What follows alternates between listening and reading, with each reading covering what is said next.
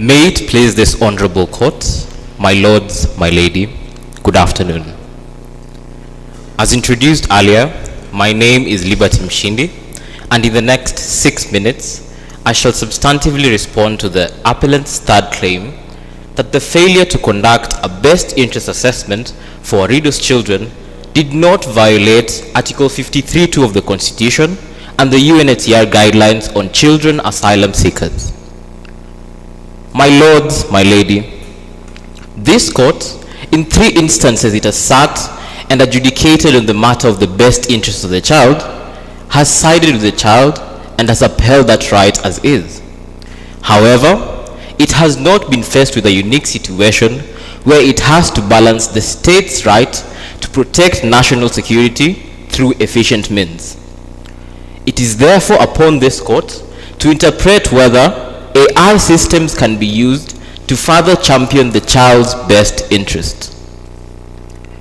My lords, my lady, it is the appellant's submission that it is the respondent's submission that the state's reliance on the AI system with its demonstrated accuracy rendered the separate best interest assessment unnecessary, as this system already integrated risks while processing the case more efficiently. Therefore, the respondent submits that the state's failure to conduct a best interest assessment in that regard did not violate Article 53(2) of the Constitution. To unpack this, my lords, my lady, I shall first outline the legal framework that supports AI systems, that supports integration of AI systems into these processes. Second, I will demonstrate how the state's use of the AI RSD system met the principles of the best interest of the child under General Comment 14 of the CRC. Turning to the legal framework, my lords, my lady, indeed, Article 53(2) of Nyota's Constitution affirms that a child's best interests are of paramount importance in every matter concerning the child. Yet, this allows adaptable methods to achieve this right.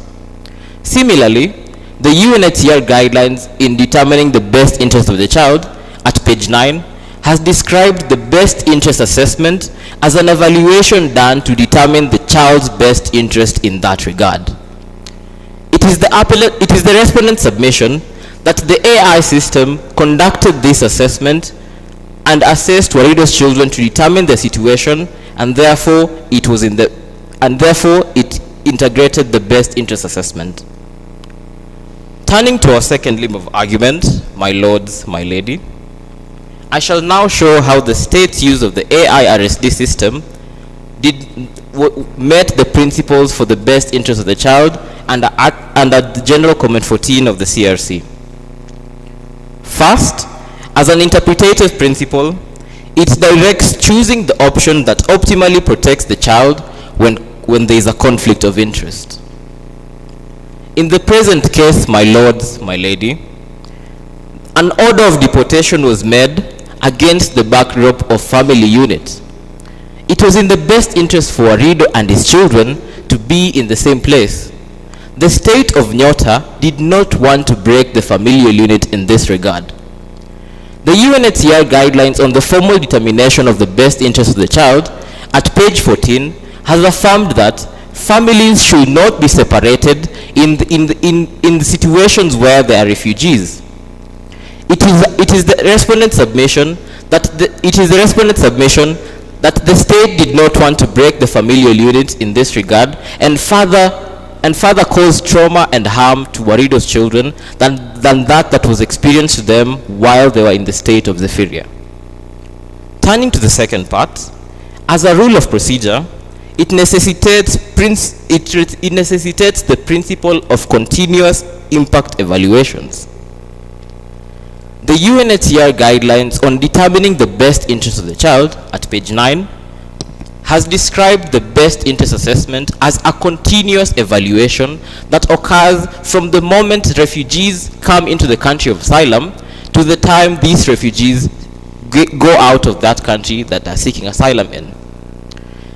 It is the respondent's submission that these AI systems integrated the risk into the processes, and therefore the need for this continuous assessment was no longer needed in that regard.